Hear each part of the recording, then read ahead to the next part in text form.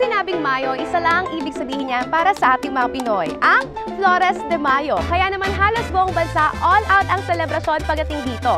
Mula sa bonggang gowns, engranding arco at ang pinaka-highlight ng event, ang Santa Cruzan. Kaya naman sa likod ng kinang ng selebrasyon na ito ay ang mga walang pagod at maabilidad na miyembro ng iba't ibang barangay para masigurong smooth sailing ang lahat.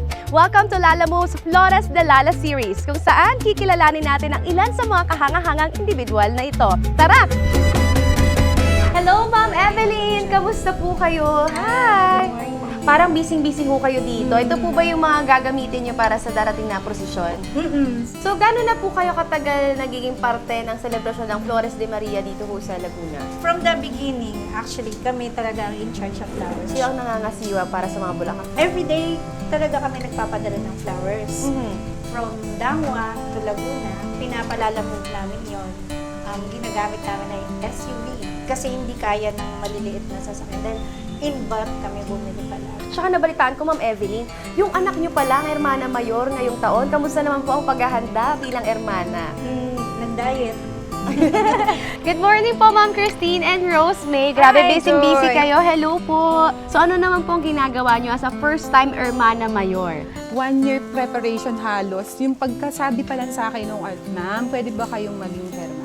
Eh, sino ba naman ako para tumanggi? Kasi di ba, napaka-bless na maging hermana. Kasi nandoon yung puso mo na gusto mong maglingkod. Kaya sabi ko, sana makapaglingkod ako, pero binubuhos niya lahat yung blessing talaga. So gaano katagal na po to? Mga ilang years na po estimate ninyo? More than 50, 70 years.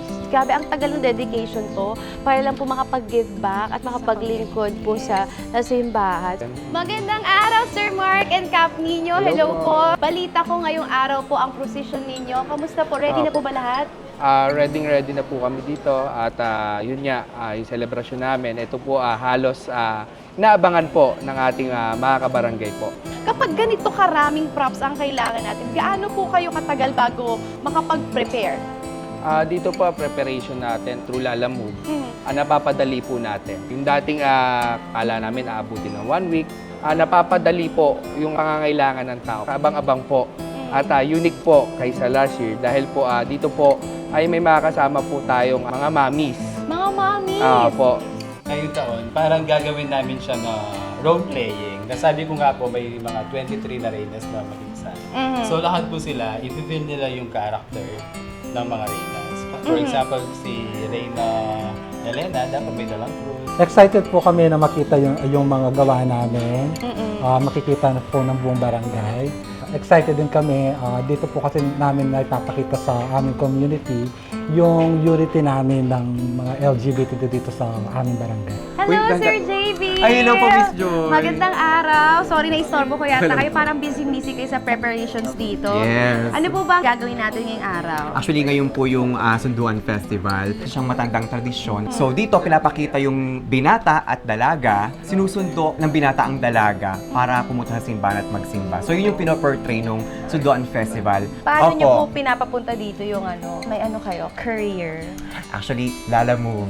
Thank you! Very convenient talaga. Oo naman. Alam mo po, nabanggit mo na Lala Move, no? Kasi parang nung sinabi mo yung same day, long distance, lalo na sobrang layo ng Divisoria sa Cavite, buti na lang merong ino-offer na ganong service na same day, long distance delivery ang Lala Move. Sa likod ng bawat memorable na Flores de Mayo ay ang puso, dedikasyon at effort ng mga Hermana Mayor at ng kanilang mga katuwang. At sa tulong ng mas pinalawak na coverage ng Lala Move sa Pampanga, Bulacan, Cavite, Laguna at Rizal, kaya nang magpa-deliver sa iba't ibang probinsya sa Luzon. Fast, affordable at same-day delivery pa. Kaya naman mas madali na ang paghahanda ng ating mga Hermana Mayor para tuloy-tuloy ang saya at tradisyon. Abangan ang susunod na Flores de Lala episode sa Lala Move's official social media account. At huwag kalimutang i-download ang Lala Move app sa App Store if you are an Apple user, sa Google Play if you are an Android user if you haven't, for all your delivery needs. See you in the next episode! At talagang suki-suki po kayo ng Lala Move. At dahil dyan, meron po akong rapid fire questions para sa iyo, Ma'am Evelyn. Madali lang to. Ano po ang mas mabilis maubos sa inyo? Oras, pera, o pasensya? Pasensya talaga. Talaga? Mukha kayong pasensyosa para sa akin. Anong oras nagsisimula ang kaba ninyo kada araw? 9 a.m. 9 a.m. Bakit 9 a.m., Cap?